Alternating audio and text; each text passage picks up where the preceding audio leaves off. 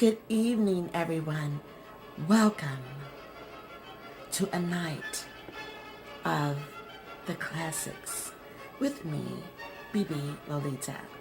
Welcome to the first official YouTube channel, Cigara Saint Sister, TAHDAH Squad, thanks for the love, and all other visitors and enthusiasts, thanks for the love. And I do want to warm-heartedly welcome all new subscribers to the channel.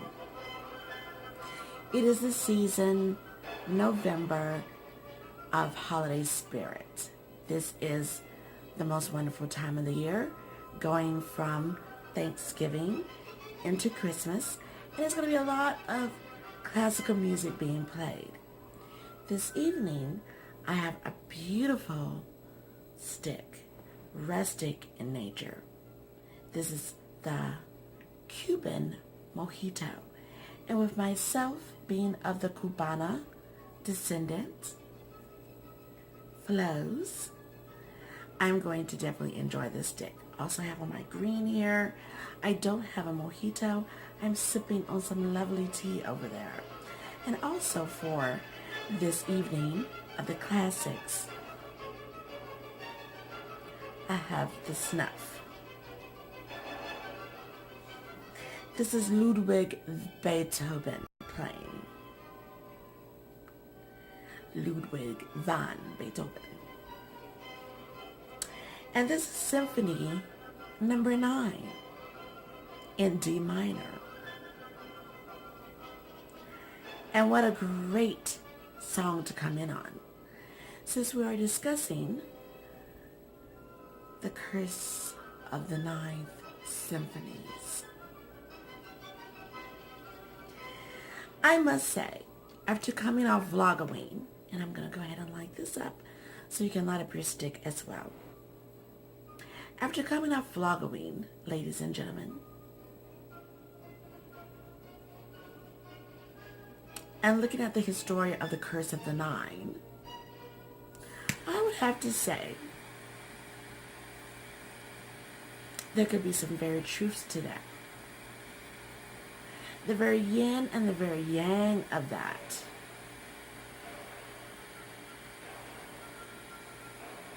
You can take in all kind of variables. Who escaped the Curse of the Nine and who fell on the guise of the Curse of the Nine. So it's a stormy night, rainy, windy. And before I'm off to Vancouver, because this will be loaded to the platforms after I am in Vancouver, I thought it was perfect. Rainy, stormy night, wind blowing, November, classical music. The Nutcracker is getting its shine for this season once again.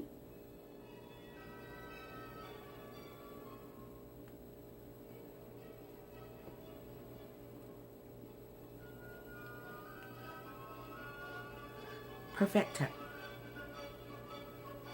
So what is the Curse of the Nine, BB? It is where composers such as Beethoven and others, they soon passed away either during the creating the nine or after. And some people tried to switch the numbers as they got closer to the Ninth Symphony to avoid the great beyond. Some people say that when you reach your Ninth Symphony, that you were teetering on going to the beyond.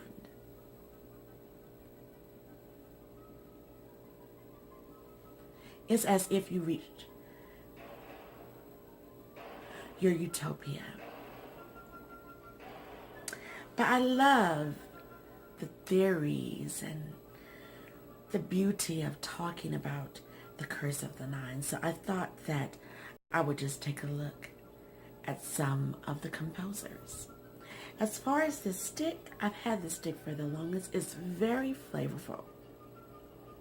I would not say it is a pure infused stick, but it has lovely infused notes, but you can still taste the tobacco essence.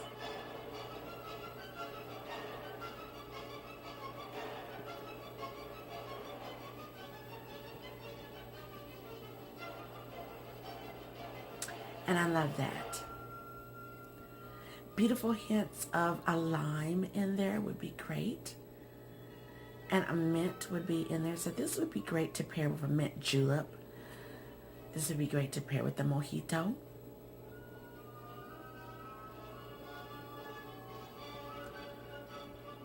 This would be great to pair with a lamb with a nice mint sauce on the side. I mean, you could just go wild with the different options. So I love it. The Cuban Mojito. It's a fun stick. And very flavorful. So the Curse of the Nine in this beautiful, bewitching hour of the great classics, Ludwig van Beethoven. Myself as a musician, I love listening to classical music. And I definitely love listening to it, especially around the holidays. But for many who are familiar and who are not, Beethoven was a German composer, and I love his works. You know, he was in between like that classical and that romantical era. And his composition, which we're listening to now, is just great. So he had 9 symphonies, 5 piano concertos, 1 violin concertos, and so much more. His story is interesting. He developed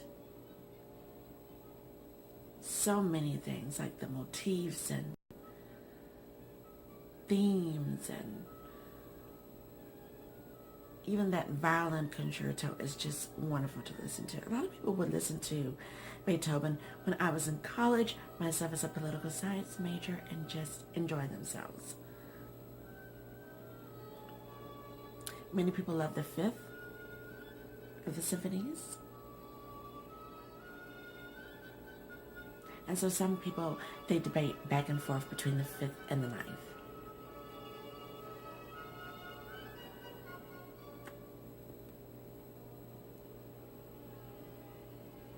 But I will say that many of us, we fall under the superstitions in one way or another. From a rabbit's foot to black cats, or don't split one direction that you're walking, don't split the pole. I mean, just different scenarios. So the Curse of the Ninth, many people, again, they bypassed it, and some did not. You also have Wolfgang Amadeus Mozart. He passed away, 35 years old. Beethoven was in his 50s when he passed away.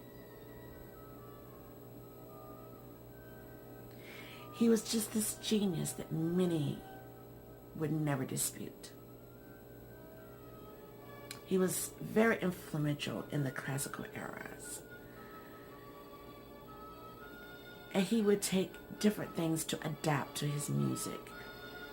And his travels throughout the countries of Europe will make him that much more into his genius.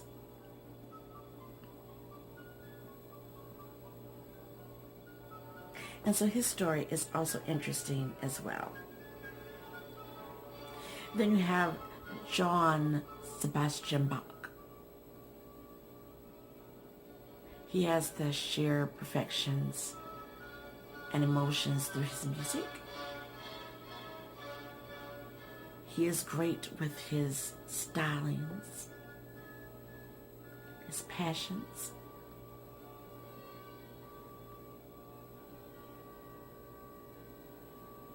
You have Tchaikovsky,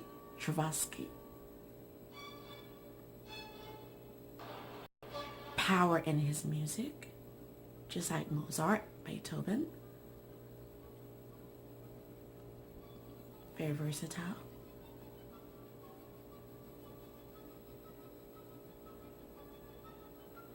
A great composer in the realms of all time.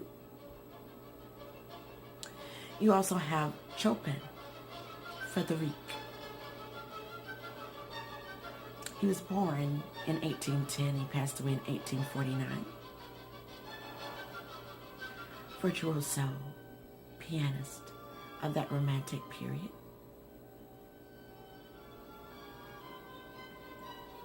A beautiful poetic flair.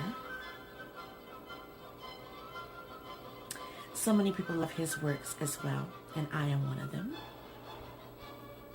Very dynamic in his masterpieces, just like the others. The Etude 25, number 1. Brillante. Vivaldi, Haydn, Schubert, Brahms. I love how that just rolls off your tongue. Brahms, Handel, Mendelssohn, Mahler, Liszt,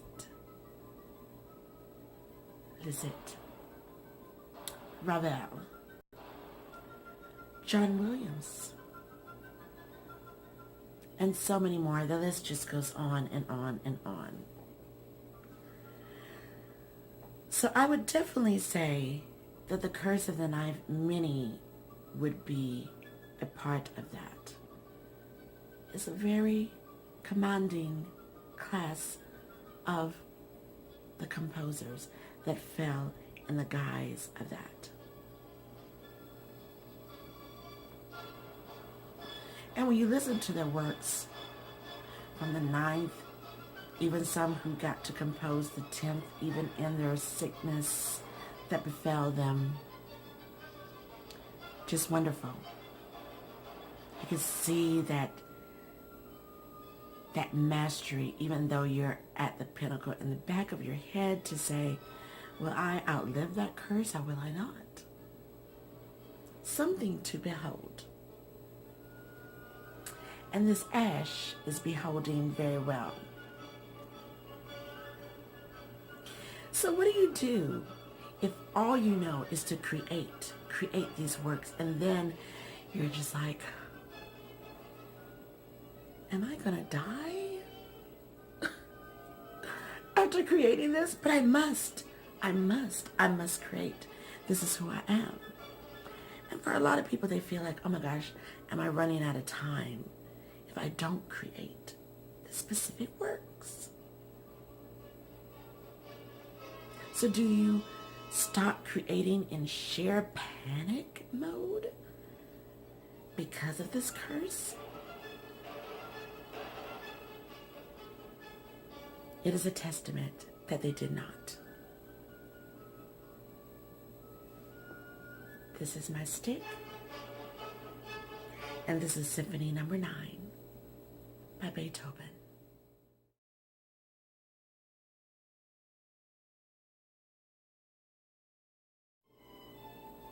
So we survived the Symphony number 9 together, and the stick is just absolutely lovely.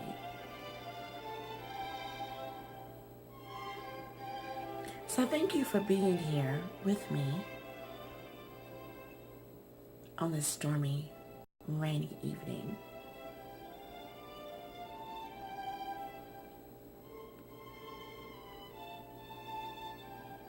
The classics are just wonderful to behold. It gives you your time with your thoughts.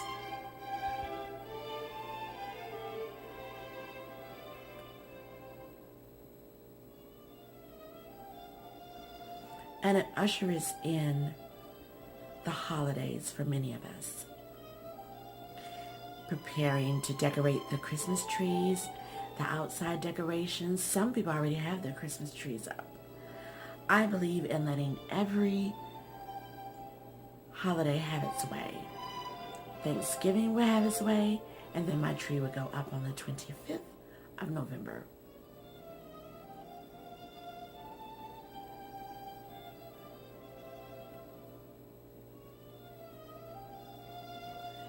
This ash is holding on pretty good, the Cuban Mojito.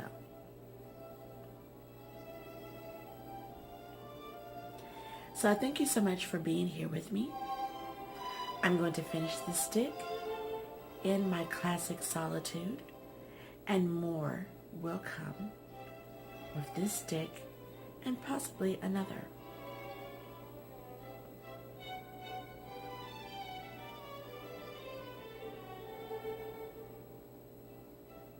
So if you would like to classic vibe out with me as I enjoy this stick a little bit more,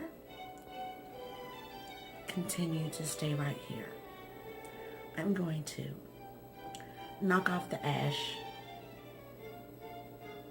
before it knocks itself off.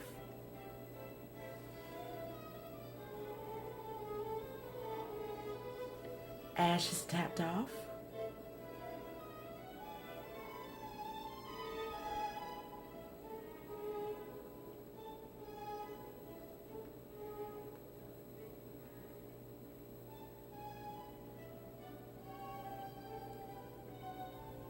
Mozart Serenade number 13 in G major.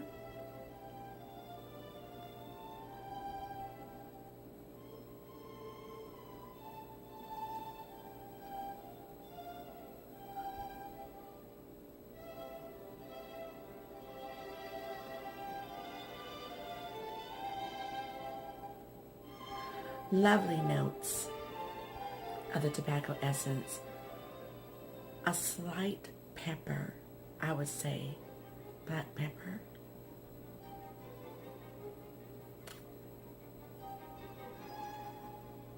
A lovely lime with some sweetness in there. You could say a dash of honey, a dash of sea salt,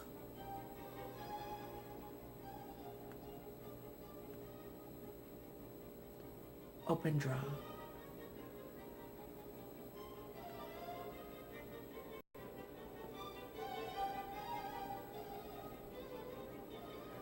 Woodsy notes of some pine, evergreen, which is wonderful for this time of the year.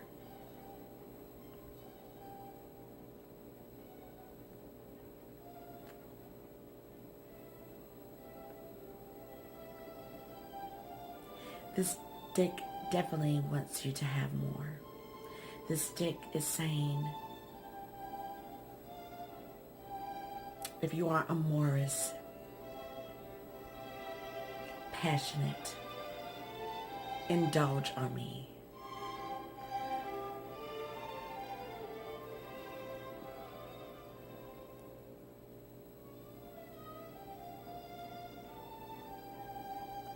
It finishes off with that nice little pepper kick, even with the sweetness, the woodsiness, and the beautiful sweetness. That's not overbearing, but it definitely leaves you to want to smack your lips.